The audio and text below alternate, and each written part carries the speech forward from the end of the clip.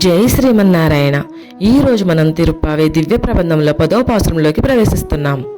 ఆండాళ్ తల్లి గోపికల బృందంతో కలిసి ఈరోజు మేల్కొలుపుతున్న బాలిక చాలా ప్రత్యేకమైన, స్వామికి ఇష్టమైన, స్వామి అనుగ్రహం పొందిన గోపిక.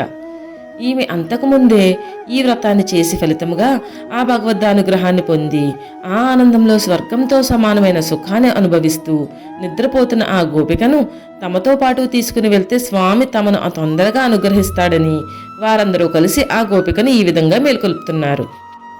నోము నోచి స్వర్గఫలం అనుభవించు సఖియా, నిద్రలే తల్లి. ఆ కుంభకర్ణుడు నిద్రలో నీచే ఓడించబడి ఆయన సొత్తైన గాఢ నిద్రను నీకు బహుమతిగా ఇచ్చాడా తల్లి? ఆ కృష్ణుడు ధరించిన తులసిమాల కిరీట పరిమళం మాకు ఇక్కడ దాకా వస్తుంది.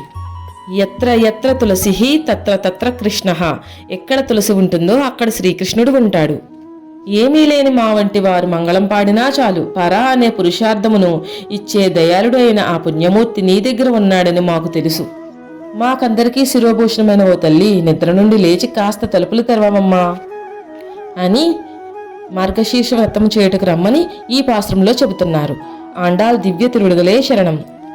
ఈ విధంగా తులసిమాల ధరించిన శ్రీకృష్ణునితో ఆండాళ్ తల్లి జడ ఈరోజు మన నరసాపురం శ్రీ ఆదికేశవ ఎంబేర్ మన్నారు కోవిలలో గోదాదేవికి అలంకరించబడి ఉన్నది.